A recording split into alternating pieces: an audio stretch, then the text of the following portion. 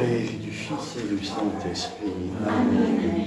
Je vous salue Marie, pleine de grâce, le Seigneur est avec vous. Vous êtes bénie entre toutes les femmes, et Jésus, le fruit de vos entrailles, est béni. Sainte Marie, Mère de Dieu, priez pour nous pauvres pécheurs, maintenant et à l'heure de notre mort. Amen. Notre-Dame de la sagesse et de la paix, priez pour nous. Notre Père Saint-Jean, priez pour nous.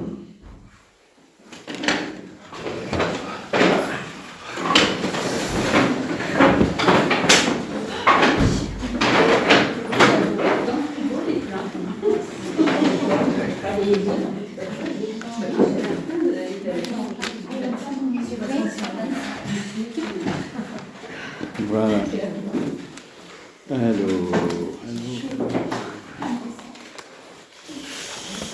Donc nous sommes arrivés à la question 7, c'est-à-dire la grâce du Christ, et à l'article 13. Quel est le rapport de la grâce habituelle du Christ à l'union hypostatique?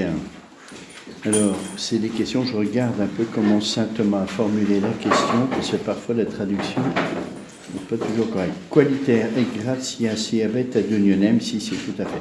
La grâce, donc, sanctifiable du Christ, on avait vu la dernière fois que le Christ avait une plénitude de grâce dans l'âme, et saint Thomas se pose la question, quel est le rapport de cette grâce qui le fait saint, une plénitude de grâce, avec la grâce d'union? Vous vous rappelez, quand on avait regardé l'union du Verbe avec la nature humaine, saint Thomas s'était posé la question si c'était une grâce.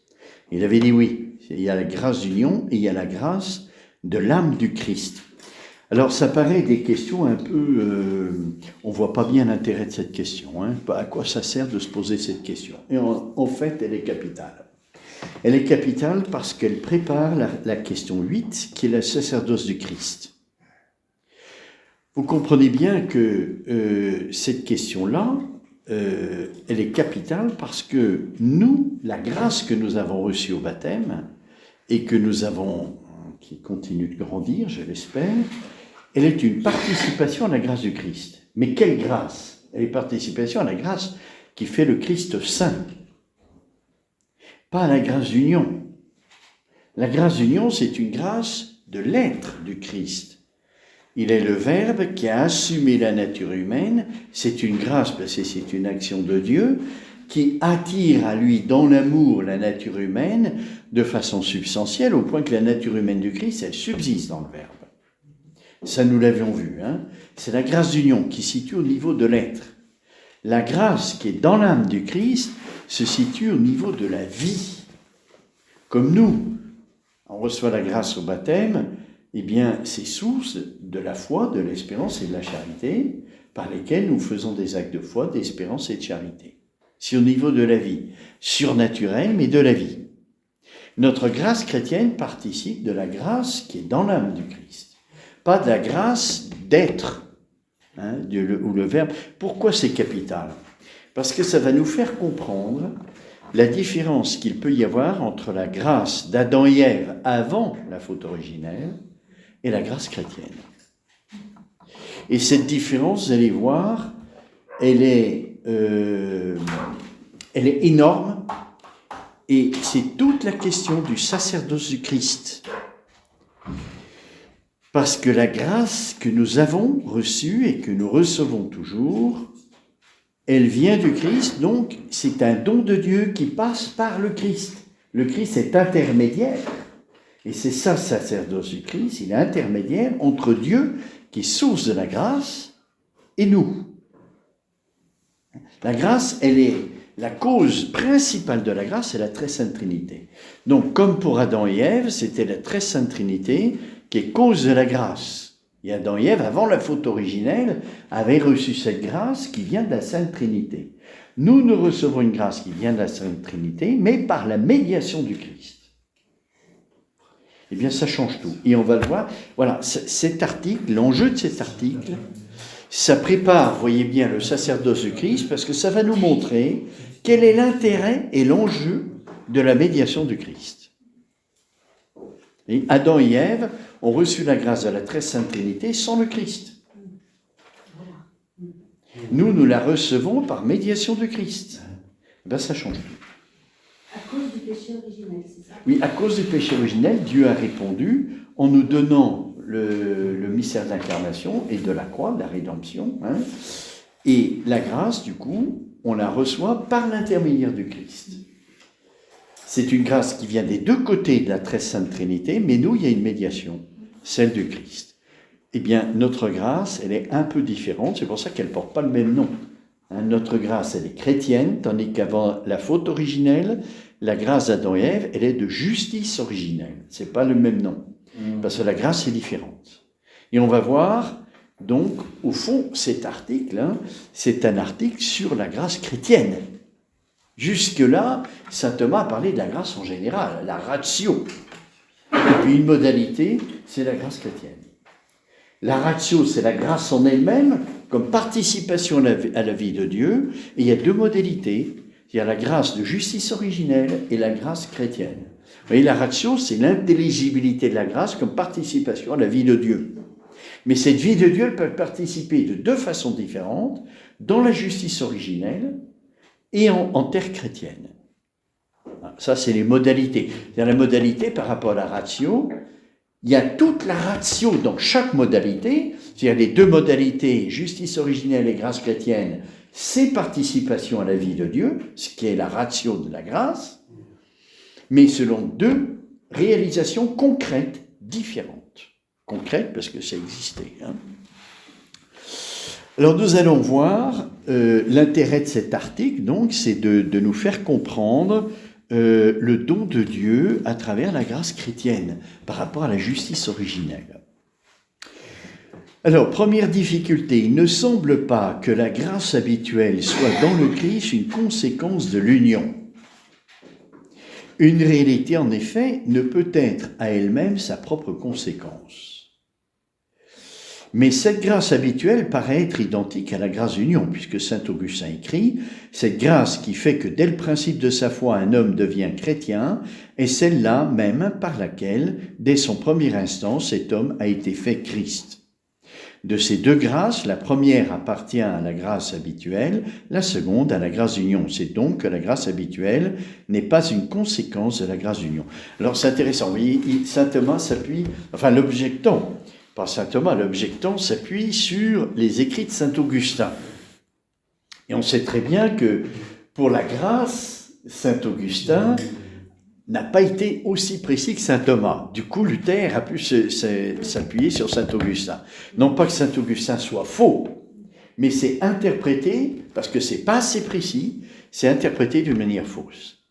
Alors vous voyez qu'il y a une doctrine qui n'est pas précise, et qui a suscité des dérives, comme saint Augustin, ce qui dit saint Augustin est juste, profondément juste.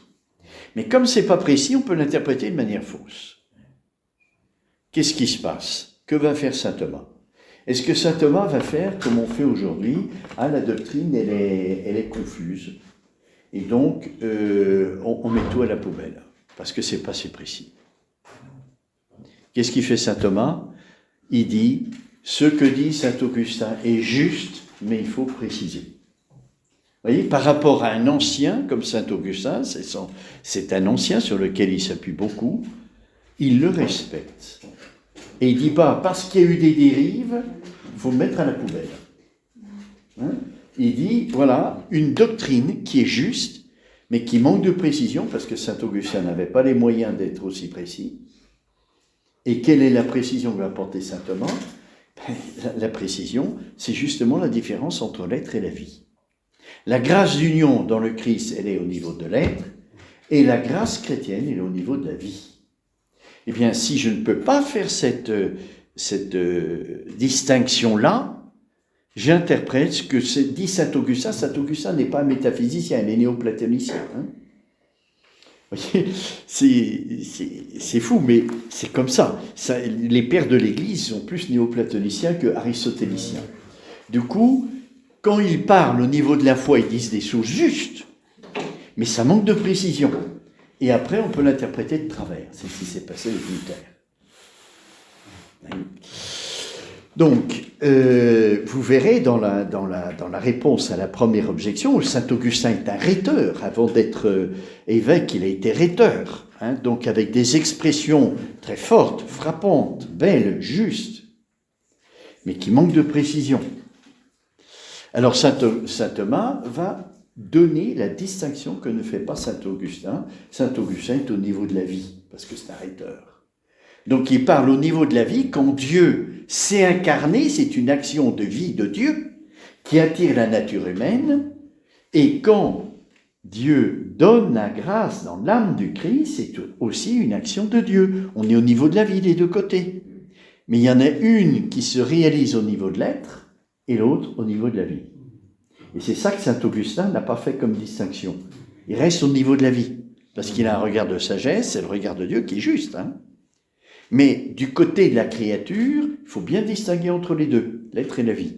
Et si on ne le fait pas, on mélange tout. Vous voyez, ce matin, on a vu la théorie de l'évolution, hein, enfin quelques aspects. Si je suis platonicien, quel rapport de l'âme et du corps? L'âme est comme une prison dans le corps. Alors, la théorie de l'évolution, elle est juste pour Platon. Parce qu'entre l'âme et le corps, il n'y a pas de lien substantiel. Et donc, si je suis platonicien, je n'ai rien pour me défendre contre la théorie de l'évolution. Parce qu'il y a une continuité, vu que l'âme, par rapport au corps, n'a pas cette union dans l'être, comme nous le disons, et donc elle est une prison, donc le lien, il est complètement artificiel. Alors je peux tenir la théorie de l'évolution voilà, pour Platon. C'est complètement égal. Ah oui, complètement égal. Oui. Exactement. C'est ça. Bon, alors, allons-y. L'argument d'autorité, cependant, il est écrit dans Isaïe, « Voici mon serviteur, je le soutiendrai. » Et plus loin, « Je lui ai donné mon esprit. » Parole qui se réfère au don de la grâce habituelle. Il apparaît donc dans le Christ l'assomption de la nature humaine dans l'unité de personne précède la grâce habituelle. Vous voyez, il y a une distinction, alors ça c'est Isaïe, hein, c'est la parole de Dieu, hein, qui dit « Voici mon serviteur », donc c'est le Christ, « Je le soutiendrai », c'est-à-dire je lui ai donné mon esprit. Ça c'est la grâce habituelle dans l'âme. Vous voyez ? Donc c'est comme s'il y avait le Christ et puis la grâce habituelle. Alors, cette antériorité n'est pas à comprendre selon le temps. Tout a été donné au Christ instantanément dès le premier moment de sa conception. Mais c'est une antériorité d'intelligibilité. Et là, il faut faire attention parce que les traductions ne sont pas toujours bonnes. Hein, parce que l'antériorité d'intelligibilité, c'est-à-dire la lumière qui est présente dans la réalité, telle que nous pouvons l'apercevoir, il y a un ordre. Entre l'être et la vie, il y a un ordre. Il n'y a pas de vie sans être, mais il peut y avoir un être sans vie. Donc, c'est ça l'ordre d'intelligibilité. Ça se fonde sur la réalité. Ce n'est pas notre manière de comprendre. Vous voyez, la manière de comprendre, c'est la logique. La réalité, elle est intelligible en elle-même. Entre l'être et la vie, vous pouvez constater, il y a des êtres vivants, puis il y a des êtres non vivants. Donc l'être est plus radical que la vie. Il y a un ordre qui appartient au réel, qui n'est pas notre manière de concevoir. Bien sûr, notre manière de concevoir est fidèle à la réalité, mais notre manière de concevoir, elle n'est pas première. Ce qui est premier, c'est la réalité. Cette distinction entre être et vie, elle se fonde sur la réalité, pas sur notre manière de penser. Notre manière de penser, elle est relative à la réalité, elle est seconde. Hein ? Ma manière de penser, elle est vraie si je suis fidèle à la réalité. Si ma manière de penser est contraire à la réalité, ben, je ne suis pas dans la vérité. Donc c'est bien que la réalité est antérieure à ma pensée. Alors c'est ça qui est dit ici. Quand on interprète le livre d'Isaïe, « Voici mon serviteur, je le soutiendrai », mon serviteur c'est le Christ, je le soutiendrai, c'est la grâce, il y a une antériorité qui n'est pas selon le temps. Et ça, il faut être philosophe pour comprendre ça. Hein. Parce que si vous interprétez matériellement, vous dites, Isaïe, il dit d'abord, « Voici mon serviteur », puis après, « Je le soutiendrai ». Vous voyez, on a l'impression qu'il y a une antériorité du temps. Mais si vous êtes philosophe, vous savez que ce n'est pas une antériorité du temps. Dans un être vivant, l'être est premier par rapport à la vie. Pas dans le temps. Je vis et j'existe en même temps. C'est simultané. Mais dans l'intelligence de la réalité, l'intelligibilité de la réalité, l'être est avant la vie. Et la meilleure preuve, c'est que je peux être face à des réalités non vivantes et des réalités vivantes. C'est que l'être est plus commun. Tout existe, tout est être. La vie, non. Le cosmos, l'univers, il n'est pas vivant. Il y a des êtres vivants dans le cosmos, mais il n'est pas vivant comme cosmos. Alors, le 7 contrat. Le 7 contrat, donc c'est ça. C'est de bien faire la distinction entre l'être et la vie, qui est une distinction qui est liée au réel et non pas à ma logique. Et non pas à ma logique. Voilà. Conclusion, la réponse de saint Thomas. Alors, c'est un peu difficile pour nous, surtout quand on n'a pas fait de métaphysique, c'est-à-dire que c'est de la distinction très trivie, on ne peut pas bien comprendre tant qu'on n'a pas fait de métaphysique. Mais vous voyez, selon l'expérience, qu'il y a une distinction quand même. Vous voyez, quand on meurt, la vie disparaît, mais le corps y reste. Un corps qui n'est plus vivant. Et c'est quelque chose. C'est pas rien. Et donc, l'être et la vie, c'est pas la même chose. Alors, conclusion. L'union de la nature humaine à la personne divine que nous avons appelée grâce d'union précède la grâce habituelle dans le Christ, non pas temporellement, mais conceptuellement et selon l'ordre de nature. Alors, vous voyez, là c'est mal traduit, conceptuellement, comme si c'était lié à notre manière de connaître. Mais non. Saint Thomas, il dit, donc, Venus esse ipsam gratiam unionis, précède gratiam habitualem in Christo, précède la grâce habituelle de Christ, non ordine temporis, pas dans l'ordre du temps, sed nature et intellectus. C'est-à-dire selon l'ordre de nature et selon l'ordre de l'intelligibilité, intellectus, par l'intelligence, l'intelligibilité. C'est-à-dire c'est la réalité elle-même. Et la réalité elle-même, c'est toujours le rapport être et vie. L'être est plus intelligible que la vie. Alors, on peut le prouver de trois manières. Trois manières dont on peut montrer que la grâce d'union est antérieure à la grâce sanctifiante du Christ, non pas une antériorité, mais selon l'intelligibilité. C'est-à-dire ce que la réalité porte de lumière en elle que je peux prendre pour comprendre. Alors, vous allez voir l'enjeu après, je vous expliciterai comme la dernière fois, la plénitude de grâce du Christ. Quel est l'enjeu de ça? Ça veut dire quoi? Qu'est-ce qu'on peut en tirer en théologie mystique? Voilà. L'on peut le prouver de trois manières. Tout d'abord, en faisant appel à l'ordre des principes de chacune de ces grâces. Le principe, donc le principe de la grâce d'union, le principe de la grâce sanctifiante. Le principe de l'union est en effet la personne du Fils qui assume la nature humaine et qui pour cette raison est dite envoyée en ce monde. Le principe de la grâce habituelle, sanctifiante, laquelle est donnée avec la charité, le Saint-Esprit, et celui-ci est dit envoyé parce qu'il habite dans l'âme par la charité. Donc, première manière dont on peut comprendre l'antériorité de la grâce d'union par rapport à la grâce sanctifiante, c'est en regardant le principe, d'où viennent ces grâces. D'une part, c'est le Verbe qui assume la nature humaine, d'autre part, c'est l'Esprit Saint qui donne la grâce sanctifiante. Eh bien, il y a un ordre entre le Verbe et l'Esprit Saint. En Dieu, l'Esprit Saint, il procède du Verbe, mais pas dans le temps. Les processions en Dieu, elles sont éternelles. Vous voyez, il y a une antériorité, pas selon notre manière de comprendre. En Dieu lui-même, c'est dit dans l'Écriture. Oui, l'Esprit Saint procède du Père et du Fils. Je vous l'enverrai, dit Jésus. Et le Père envoie l'Esprit Saint. C'est-à-dire que l'Esprit Saint, il vient après, mais pas dans le temps. Dans un ordre d'antériorité. C'est difficile pour nous de comprendre une antériorité parce qu'on pense tout de suite au temps. Bien sûr. Et non. Il y a une antériorité qui n'est pas dans le temps. mais qui est une antériorité de perfection. Vous voyez, ce matin, on a regardé l'évolution. Eh bien, Aristote dit dans les parties des animaux que l'homme pose une question philosophe, c'est-à-dire qu'on comprend l'homme à partir de l'expérience qu'on a de l'homme et non pas à partir de sa genèse. C'est l'homme qui explique la genèse. Et ce n'est pas la genèse qui explique l'homme. C'est-à-dire c'est le parfait qui explique l'imparfait. Et pour les Écritures, c'est pareil. C'est le Nouveau Testament qui explique l'Ancien Testament. Pourquoi ? Parce que c'est la sagesse de Dieu.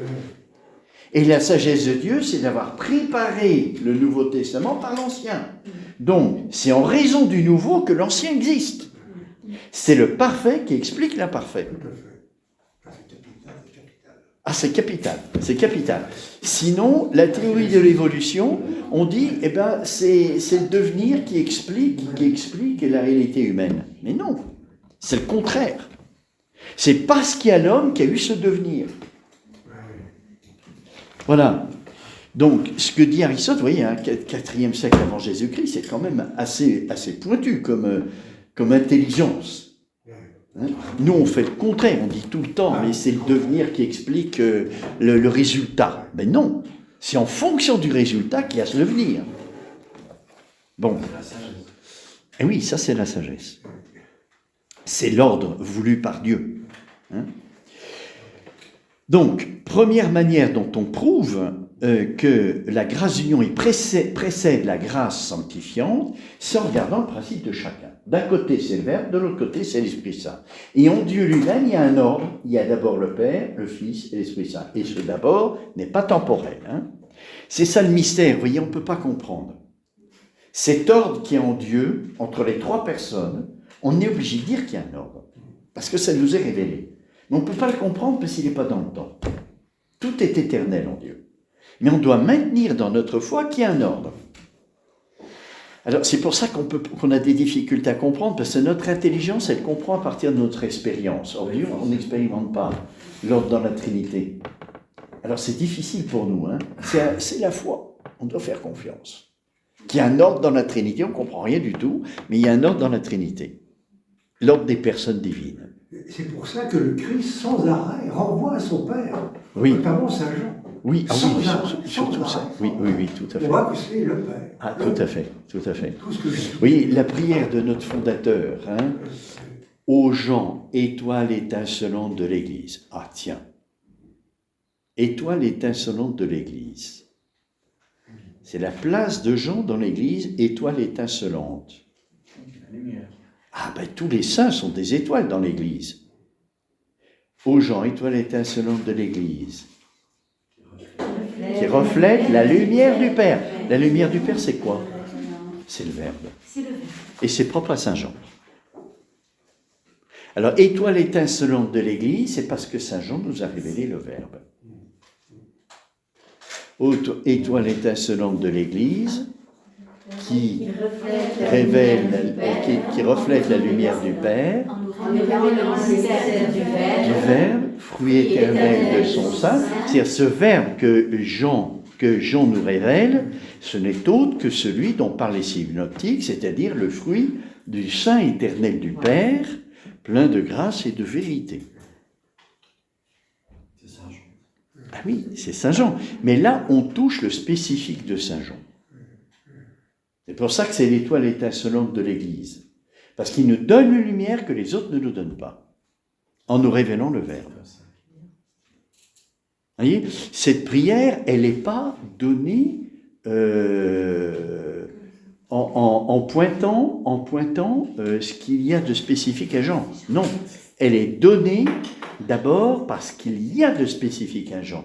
Donc tout le reste dépend. Il y a un ordre.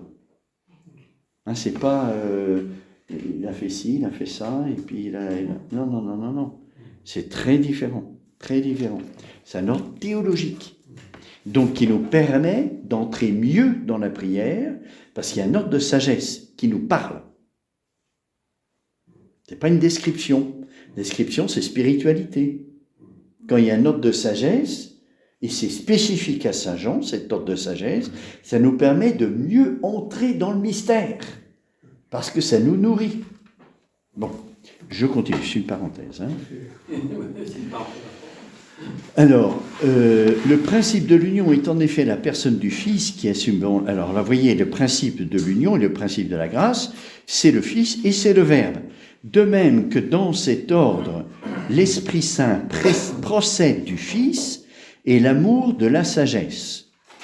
Par conséquent, l'union personnelle, considérée comme fruit de la mission du Fils, est antérieure à la grâce habituelle, considérée comme fruit de la mission de l'Esprit Saint. Oui, les processions en Dieu et les missions sont liées. Alors ça, c'est une analyse qu'a fait saint Thomas avant, bien avant dans la Somme théologique. Il montre que les missions, c'est pas autre chose que les processions, mais vécues dans l'âme. En Dieu, le Fils procède du Père, et du Père et du Fils procède l'Esprit Saint. Eh bien, cette vie divine, quand Dieu habite en nous, elle existe en nous. Et c'est ça la mission. La mission des personnes, c'est pas autre chose que la vie des personnes dans la Trinité qui est vécue en nous. Pas autre chose. C'est pour ça qu'on peut vivre, comme vous disiez, Saint Jean nous parle tout le temps du Père par le Fils. C'est la mission du Fils, c'est de nous révéler le Père, parce que le Fils vient du Père. Et quand on reçoit la grâce, Dieu habite en nous, et on peut vivre cette procession du Fils à l'égard du Père. Ça s'appelle le don de sagesse. Et on vit cette procession. Le Fils nous tourne vers le Père. Donc les missions et les processions sont liées. Comme il y a un ordre dans les processions, il y a un ordre dans les missions. Puisque les deux sont liés. C'est la même chose, la mission, que la procession, mais vécue dans la créature. Donc l'ordre des processions se retrouve dans l'ordre des missions. C'est pour ça que la grâce d'union, elle est antérieure à la grâce sanctifiante. Ça, c'est la première manière dont on peut avoir une lumière. Vous voyez, ça reste mystérieux, on ne comprend pas. Parce que les missions, processions, tout ça, on le sait, parce que c'est révélé. Mais on n'a pas de manière de comprendre comment cette antériorité n'est pas temporelle. On est obligé de faire confiance, ça c'est la révélation qui nous dit ça. Mais on a une convenance, c'est-à-dire on a une lumière faible, mais qui nous permet d'entrer un peu dans le mystère, cette lumière. Et c'est quoi? Pour comprendre que la grâce d'union, la grâce sanctifiante, il y a un ordre, eh bien c'est l'ordre qui est dans la Trinité, entre le Fils et l'Esprit Saint, tout simplement. Donc c'est une petite lumière de convenance. En second lieu, donc deuxième raison, le même ordre se découvre si nous considérons le rapport de la grâce à sa cause. Donc on ne regarde pas plus le principe de la grâce, mais sa cause. La grâce en effet est causée dans l'homme par la présence de la divinité. De même que la lumière est produite dans l'air par la présence du soleil. Une très belle comparaison qui est tirée par tous les pères de l'Église. Oui, pourquoi est-ce qu'on voit? Parce qu'il y a le soleil. Mais entre le soleil et nous, il y a une médiation, c'est-à-dire c'est l'air, qui transmet la lumière du soleil jusqu'à nous. Bon. Eh bien, pour la grâce, c'est la même chose. Il y a la présence de Dieu, et l'effet de cette présence, qui est Dieu-lumière, c'est la grâce. On est éclairé par la présence de Dieu, et l'effet, c'est la grâce. Alors, la grâce en effet est causée dans l'homme par la présence de la divinité, de même que la lumière est produite dans l'air par la présence du soleil. C'est pourquoi il est dit dans Ézéchiel, la gloire de Dieu d'Israël venait du côté de l'Orient. Et la terre resplendissait de sa gloire. Mais la présence de Dieu dans le Christ s'entend de l'union de la nature humaine à la divinité. Oui, la présence de Dieu dans le Christ, elle n'est pas comme la nôtre. Nous, c'est une présence de grâce au niveau de notre vie, tandis que dans le Christ, c'est une présence au niveau de l'être. C'est pour ça qu'il y a une plénitude de grâce. L'effet est beaucoup plus lumineux. Et donc, l'on comprend que la grâce habituelle résulte de cette union, comme l'éclat de la lumière résulte de la présence du soleil.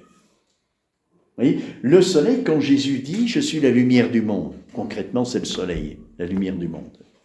Donc Jésus se compare au soleil. Il y a de même que le soleil nous éclaire par la médiation de l'air, tout est illuminé par le soleil moyennant l'espace, et bien de même la grâce d'union, le Verbe qui est le Verbe de Dieu qui est la lumière. Hein, je suis la lumière du monde. Quand Jésus dit je suis la lumière du monde, je suis, c'est Dieu.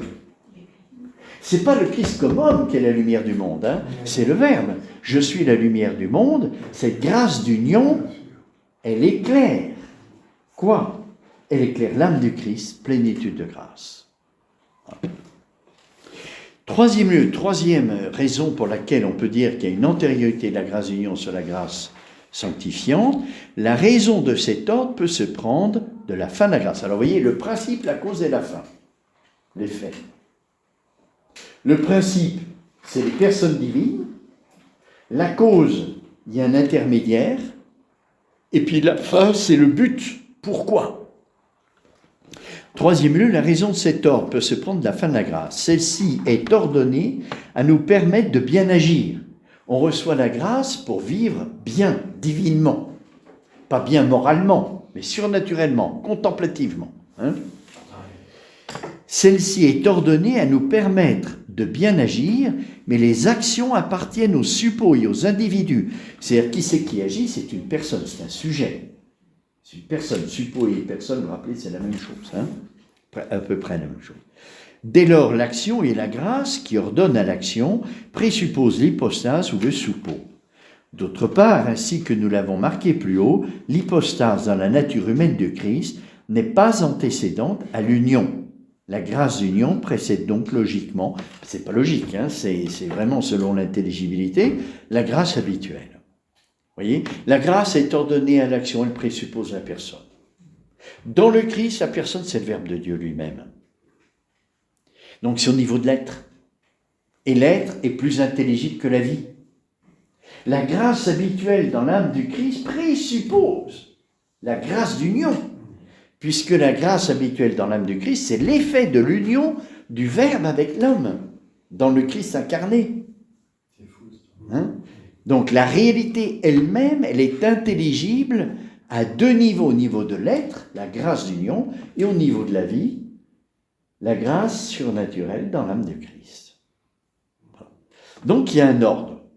Tout est simultané selon le temps, mais selon l'intelligibilité de la réalité, pas l'intelligibilité dans notre tête, mais de la réalité, l'être précède la vie. Et si je n'ai pas de métaphysique, vous voyez, je ne peux rien comprendre à ce que dit saint Thomas. Parce que cette distinction est très vie, elle se fait en métaphysique surtout. Oui, dans l'expérience, j'ai quelques signes de ça, hein, mais ce n'est pas vraiment la distinction qu'on a. Alors, je regarde les réponses aux objections, puis après, je vous dirai ce que je vous ai promis. Alors, la première objection, c'était de dire, en s'appuyant sur saint Augustin, qui dit que Dieu a agi pour faire l'union hypostatique et pour donner la grâce, c'est une action de Dieu, donc c'est une grâce, mais vous voyez, il ne distingue pas entre l'être et la vie. Il dit c'est l'action de Dieu. Dieu, l'être et la vie sont un. C'est pas comme pour nous. Hein. Alors, réponse, que dit saint Thomas? Par grâce, saint Augustin entend ici la volonté libérale de Dieu.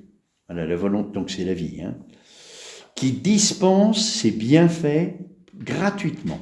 Et c'est en ce sens qu'il dit que de la même grâce qui rend un homme chrétien fait aussi qu'un homme est devenu Christ.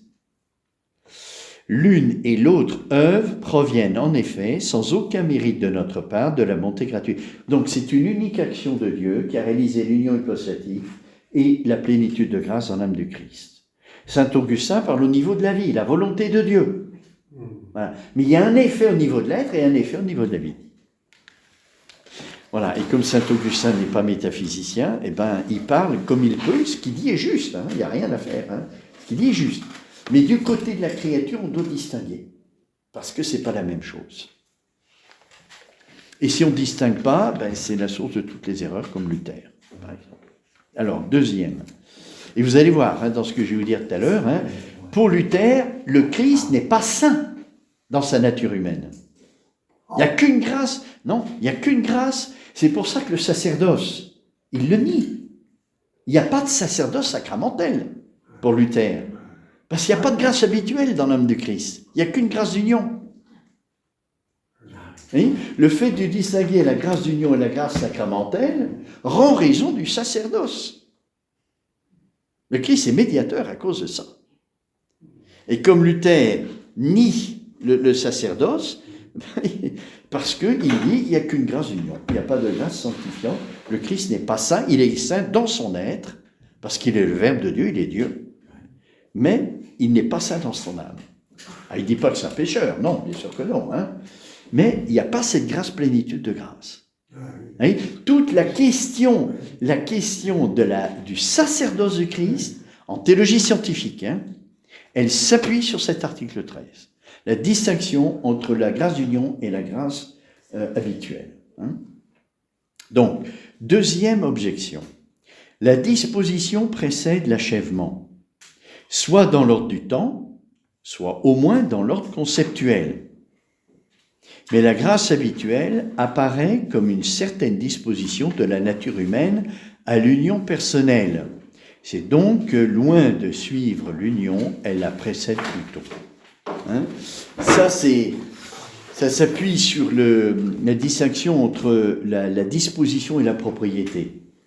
Une disposition avant la forme substantielle, elle est disposition, mais après, elle est propriété. Bon, alors là, je vous parle un peu chinois, je m'excuse, mais voilà, c'est comme ça. Hein. La disposition précède... Alors, entre la grâce d'union et la grâce...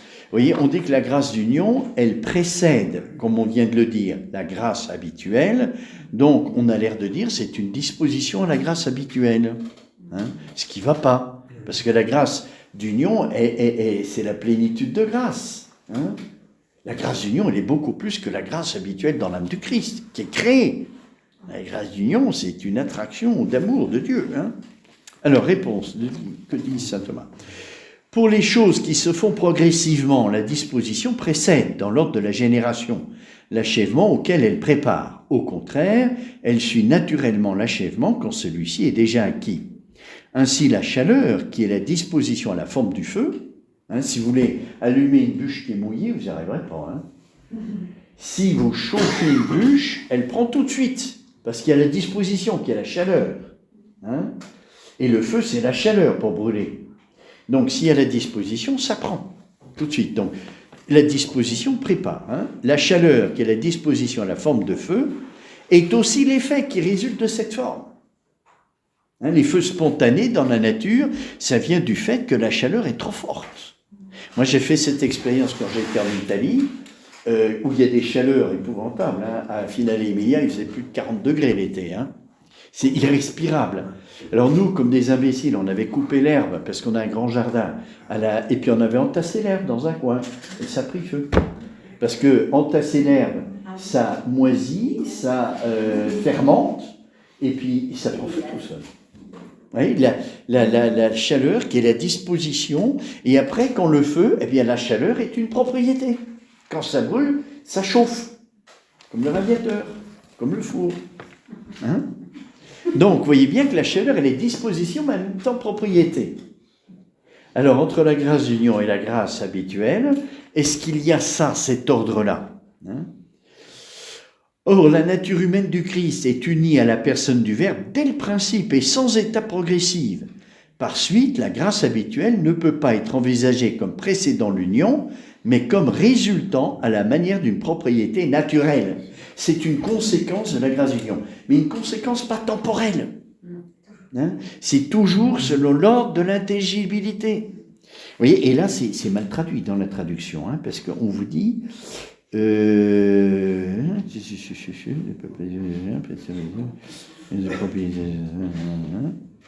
Alors, où est-ce que j'ai vu ça?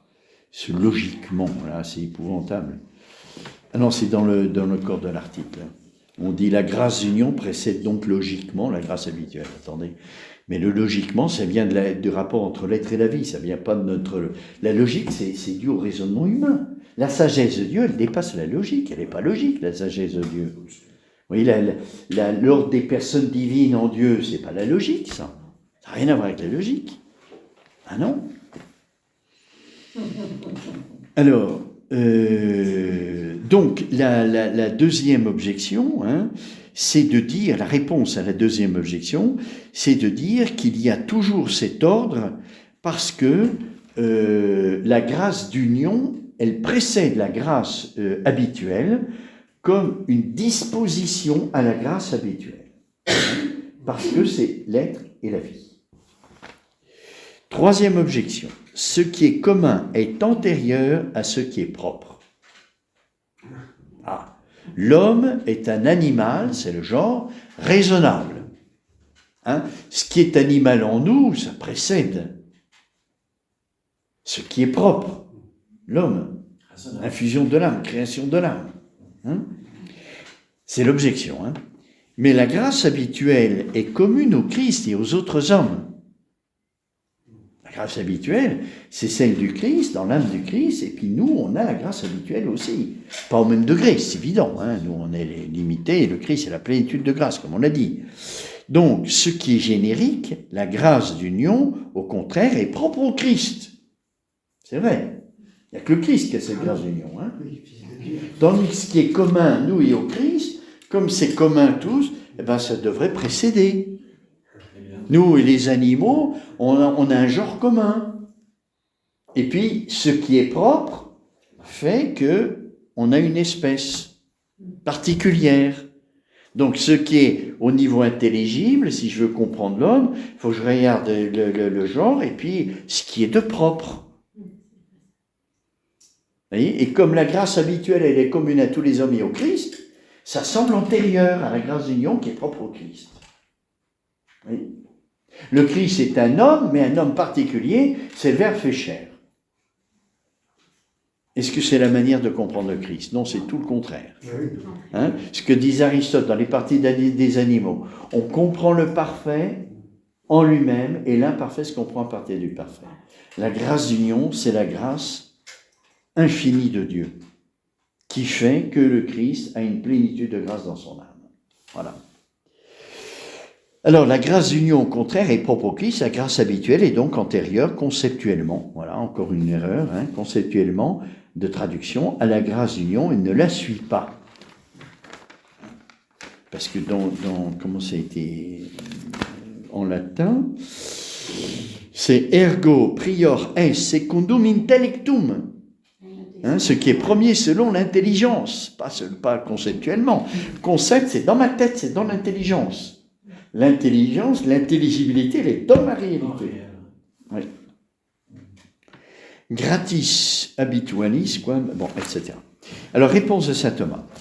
Ce qui est commun est antérieur à ce qui est propre, s'il s'agit de réalités du même genre. Mais dans les réalités de genres différents, rien n'empêche que ce qui est propre précède ce qui est commun. Or, la grâce d'union n'est pas dans le genre de la grâce habituelle, puisque c'est une grâce au niveau de l'être. C'est pas au niveau de la vie, c'est pas le même genre. Alors ça, c'est les genres. C'est le théologien qui parle de. C'est pas le philosophe, ça, parce que le genre pour le philosophe, il y en a qu'un. Je veux dire, l'espèce, il n'y en a qu'une, c'est l'animal raisonnable. Tandis que le théologien, il est moins précis que le philosophe. Alors, il parle de genre dès qu'il y a quelque chose de commun. Or, la grâce d'union n'est pas dans le genre de la grâce habituelle, elle est au-dessus de tout genre, comme la personne divine elle-même. Aussi, rien n'empêche que cette réalité propre au Christ soit antérieure à la réalité commune, car elle ne s'obtient pas par addition. Comme pour nous, animal raisonnable, vous ajoutez l'esprit, vous obtenez l'homme. Donc, au niveau intelligible, la grâce, l'âme créée par Dieu, elle s'ajoute. Vous voyez, Dieu infuse l'âme dans l'embryon, dans ce qui a été produit, par l'âme et par l'homme et la femme. Donc, ça s'ajoute. Tandis qu'ici, c'est pas la même chose dans le Christ. Vous voyez, ça s'ajoute pas, la grâce d'union ne s'ajoute pas. Ce qui est propre au Christ, ça s'ajoute pas. C'est antérieur. Alors, on ne peut pas comparer, vous voyez, on ne peut pas comparer l'incarnation, c'est la grâce d'union et la grâce habituelle, comme l'homme, corps et esprit. C'est pas comparable. C'est des gens différents, comme dit saint Thomas. Car elle ne s'obtient pas par addition à l'élément commun, mais elle en est plutôt le principe et l'origine. Alors, quel est l'enjeu de cette question? Ça prépare, vous voyez, la question 8, ça va être la grâce capitale du Christ. La grâce du Christ tête. Ça, c'est le sacerdoce du Christ. Puisque la tête elle est source de vie pour le corps, comme dit saint Paul. Donc c'est la médiation, la grâce du Christ tête. Hein. C'est en tant qu'homme qu'il est prêtre, grand prêtre, par son union hypostatique. Alors, ça veut dire quoi, hein, ce que je vous disais, ce rapport de la grâce sanctifiante avec la grâce d'union, qui est bien distingué au niveau de la vie et au niveau de l'être. Le Christ, il n'est pas prêtre comme Verbe de Dieu. Il est Dieu, il n'est pas prêtre. Le prêtre, il est intermédiaire. Donc c'est moins. Et le Christ, il est intermédiaire parce qu'il est Dieu et homme. Il unit les deux. Et cette union, c'est la grâce d'union. Et les faits, c'est la grâce sanctifiante dans l'âme du Christ, dont nous participons.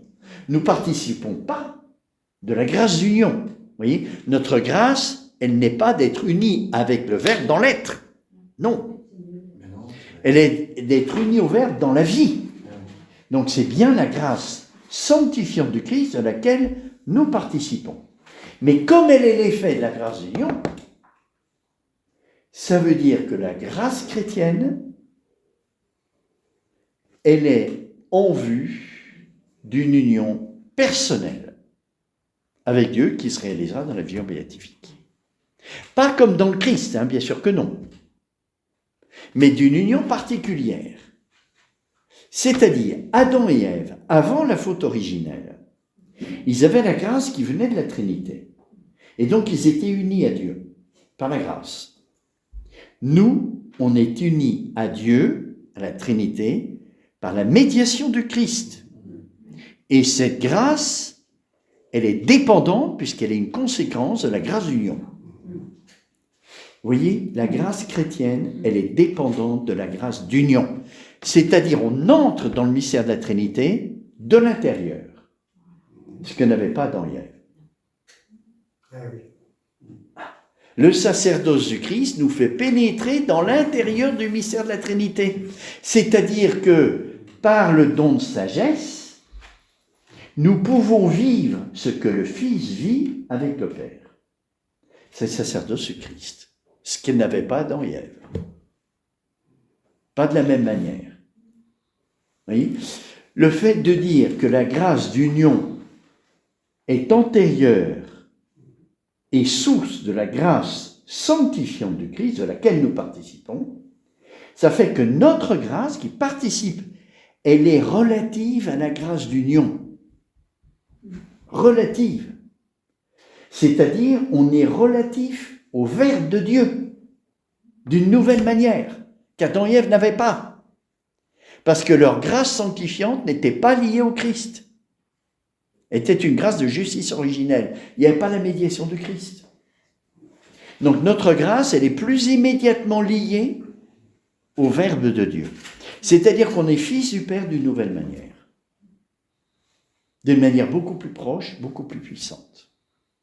C'est pour ça que notre grâce chrétienne, elle est meilleure que la grâce de justice originelle. Grâce au sacerdoce du Christ. Et tout le mystère de l'incarnation, du Verbe fait chair, elle est en vue de ce don pour nous. C'est pour ça que Dieu a permis la faute originelle. Parce qu'il l'a permis pour nous donner une grâce bien meilleure que celle d'Adam et Ève avant la faute originelle. Pour nous, c'est difficile parce qu'on en bave. Alors qu'Adam et Ève, avant la faute originelle, tout allait bien, tout était dans l'harmonie. Hein? Aussi bien la vie surnaturelle que la vie naturelle, tout était uni. Il n'y avait pas de lutte. Tout était dans l'unité, tout se réalisait sans aucune lutte. Et il progressait sans aucune lutte. Nous, on en bave. Alors on se dit, la grâce que j'ai reçue, elle est moins bonne. Non, elle est bien meilleure. Vous voyez, elle est bien meilleure, et je termine, puis je vous laisse la parole. Elle est bien meilleure, et ça, seul saint Thomas peut nous le montrer, le pourquoi.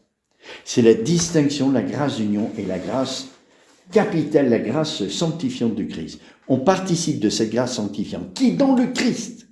Donc ça fait partie de sa grâce sanctifiante. Dans le Christ, elle est relative à la grâce d'union.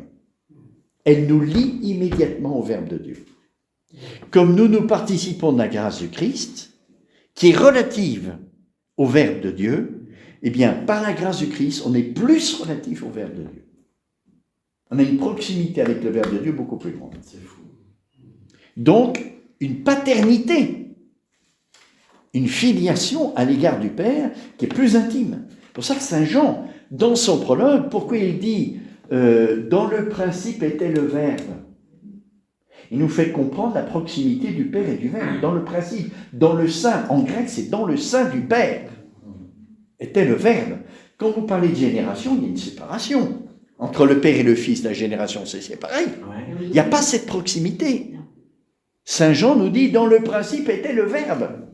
Notre grâce sanctifiante participe à la grâce de Jésus, qui est relative à la grâce d'union.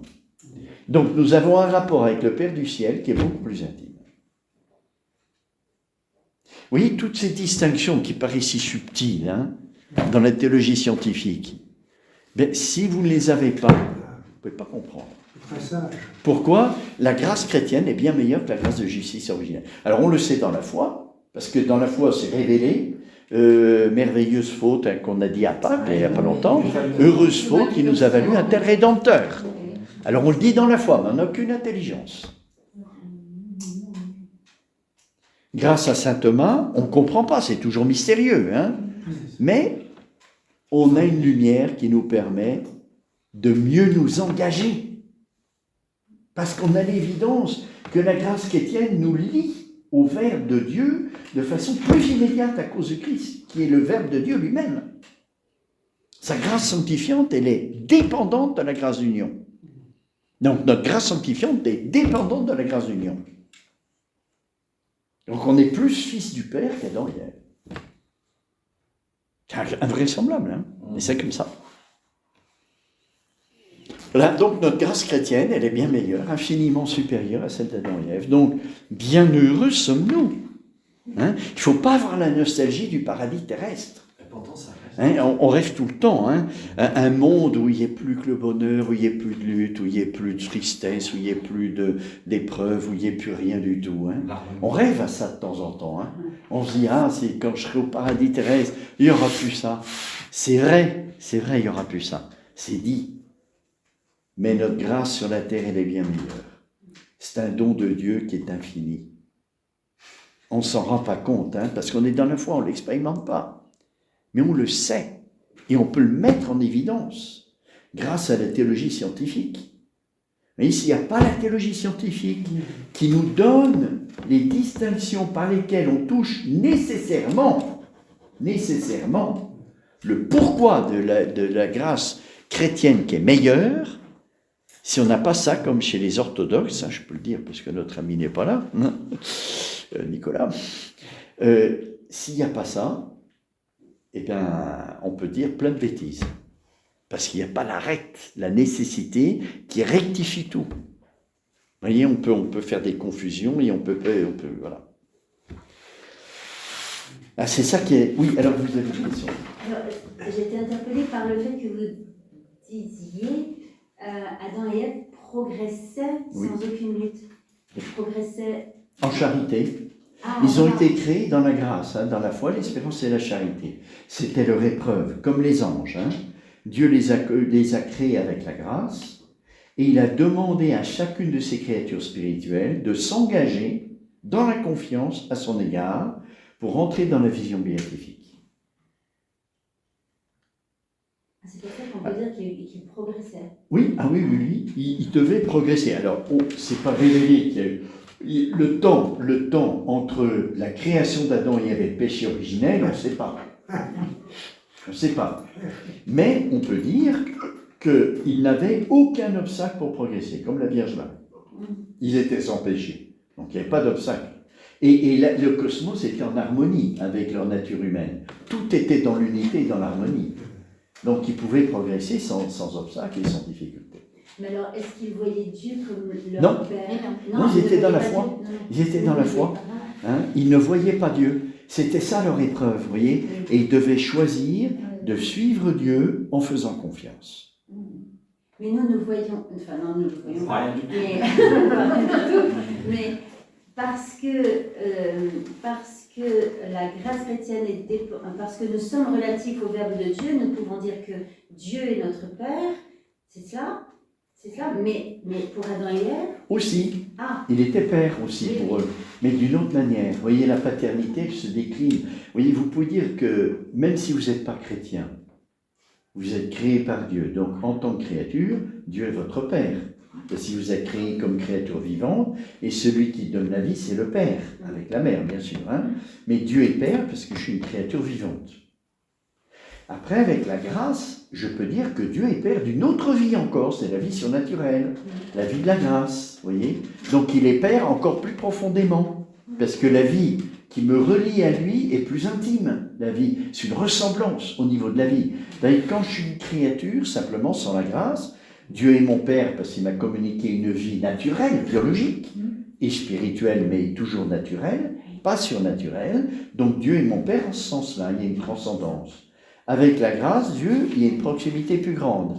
Et avec la grâce chrétienne, c'est encore plus grand. Voilà. Hein, c'est très beau de voir ça, hein, de toucher du doigt combien Dieu est notre Père. C'est pour ça que Jésus nous enseigne, hein, dit notre Père, notre Père. On a le même Père, parce qu'avec cette grâce, on est lié au Verbe. Par la grâce chrétienne, on est lié au Verbe, donc Jésus peut dire, dites notre Père. Jésus, quand il nous enseigne la prière, il ne dit pas, vous pouvez dire notre Père. Dites notre Père, c'est impératif. Notre Père. Vous voyez, cet impératif de Jésus, quand il nous enseigne la prière, ça nous dit quelque chose quand même, hein, du lien qu'on a avec le Père du ciel. Dites notre Père. Et il s'inclut dedans, dans notre, hein, il y a Jésus et nous. Jésus ne dit pas, dites notre Père quand vous serez ensemble. Hein. Non, c'est notre Père, moi et le vôtre. Alors évidemment pour Jésus, il est Dieu est Père parce qu'il est le Verbe, donc il est par nature, pas pour nous. Hein. Mais par la grâce chrétienne, on peut s'approcher beaucoup de cette filiation du Verbe. Et c'est tout le rôle du don de sagesse, c'est de nous unir au Christ de telle sorte qu'on peut vivre ce que vit le Verbe à l'égard du Père. On le vit, vous voyez, peut-être 2 secondes, 3 secondes, peut-être pas plus, hein, par instant, comme ça. C'est une faveur au niveau de la vie, on peut vivre quelque chose de surnaturel que le Verbe de Dieu vit à l'égard du Père. Et alors pour Luther, notre Père n'a pas la même profondeur? Et non, parce que pour Luther, il n'y a pas de grâce sanctifiante dans l'âme de Christ, il n'y a qu'une grâce d'union, et donc il n'y a pas de sacerdoce, parce que notre grâce, elle vient d'où? C'est un don de Dieu comme en justice originelle. Il n'y a pas la médiation de Christ. Parce que notre grâce est une participation à la grâce sanctifiante dans l'âme du Christ, et comme il n'y a pas cette grâce sanctifiante pour Luther, il n'y a pas de sacerdoce. Donc il n'y a pas de différence entre la grâce, s'il y a une différence parce que nous sommes dans le péché, etc., mais c'est pas une grâce sacerdotale, chrétienne, c'est pas une grâce chrétienne. Il l'appelle la grâce chrétienne, mais c'est faux. Il y avait une autre question, oui. Et le mariage mystique de certains mystiques, c'est à quel niveau? Alors, c'est les dons du Saint-Esprit, ça, les grâces mystiques. Hein. Alors, il y a, vous voyez, quand on parle de grâces mystiques, il faut faire attention, parce qu'il y a les grâces mystiques qu'on appelle charismatiques, les voyants, Medjugorje, vous voyez, qui est un signe visible de quelque chose d'invisible. Quand un voyant est en extase, ça veut dire quoi l'extase? Ça veut dire que l'esprit est tellement pris par ce qu'il voit, quelque chose du ciel, qu'il y a comme une séparation entre l'âme et le corps. Pas une séparation réelle, hein, puisque sinon il mourrait. Mais il y a une séparation au niveau de la vie. Si bien que vous pouvez mettre une flamme sous leurs mains, ils ne sentent plus rien. Parce qu'ils sont tellement, toute la vitalité est prise par la vie de l'esprit. Donc ça, c'est signe visible de ce qui se passe dans l'extase mystique non charismatique. Quand vous êtes... Attendez, je termine, parce que vous me posez une question, il faut que j'ai jusqu'au bout de l'explication. Hein. Vous voyez, quand vous êtes devant le Saint-Sacrement, il y a des moments où vous avez l'impression vous êtes, que Jésus est là, qui vous parle, et que Dieu est là, et qui vous parle. Bien, cet instant-là, c'est une extase mystique, qui n'est pas charismatique, C'est quoi là? mais c'est la même chose, sauf que chez les charismatiques, c'est visible. Ouais. Vous voyez, c'est visible. Mais la grâce chrétienne, elle n'est pas forcément charismatique, mais c'est la même réalité. C'est ça. Vous voyez, dès que vous êtes en contact avec une des personnes divines, comme dans une relation d'homme à homme, ça, c'est le don de la sagesse, vous voyez, qui fait ça. Il n'y a rien au-dessus.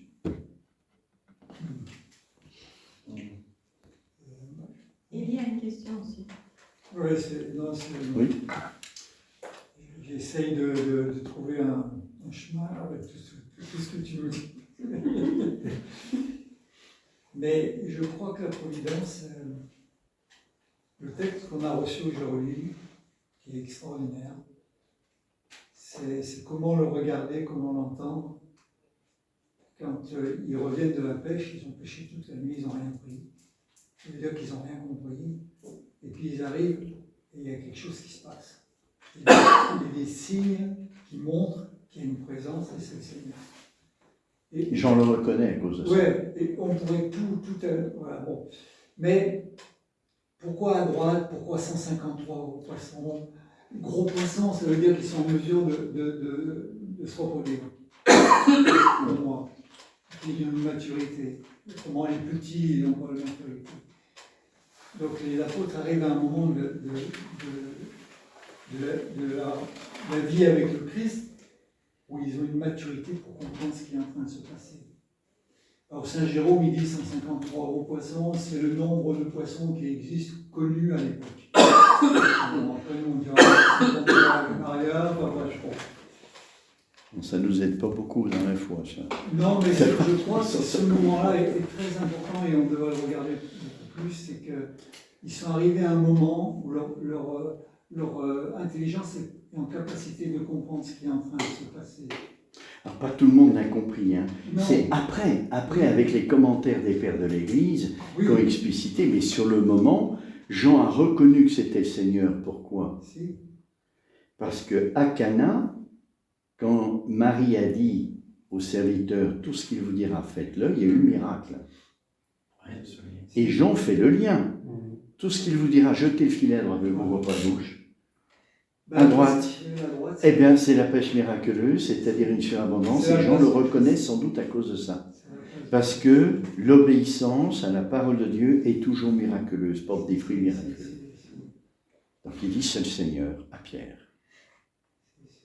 Et Pierre, qui a une confiance totale en Jean, parce qu'il sait que Jean était fidèle à la croix, donc il a une compréhension du mystère du Christ beaucoup plus profonde. Hein. C'est pour ça qu'il est dit que c'est lui.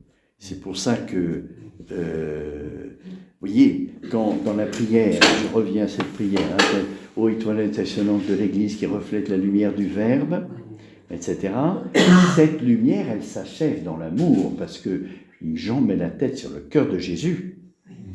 Et après, à la fin, il reçoit Marie, c'est dit, hein, aux disciples qui reçut à la croix le trésor du cœur de Jésus crucifié. Devant témoin. Témoin de quoi? Témoin de la blessure du cœur, c'est-à-dire, il entre de plus en plus profondément dans la perspicacité de l'amour.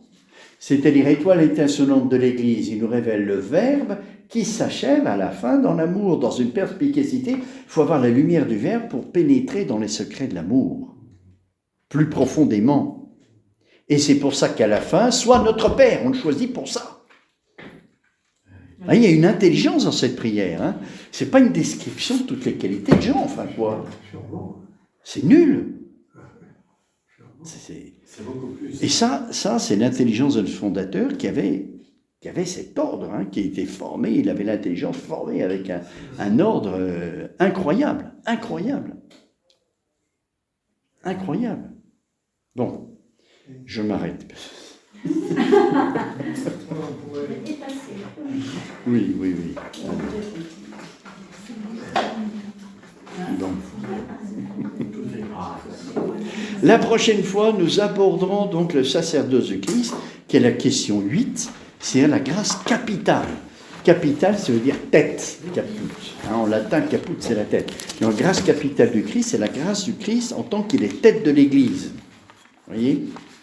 La tête, c'est par là qu'on peut mieux comprendre encore la distinction qu'il y a entre la grâce d'union et la grâce sanctifiante du Christ. C'est la finalité.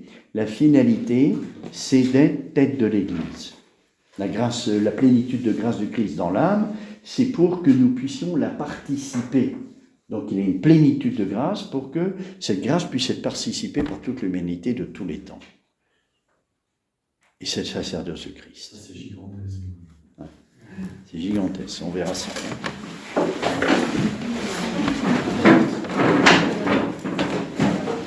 Donc, Père, Fils et au Saint-Esprit, Amen. Gloire au Père et au Fils et au Saint-Esprit. Comme il était au commencement, maintenant et toujours, et dans les siècles des siècles. Amen.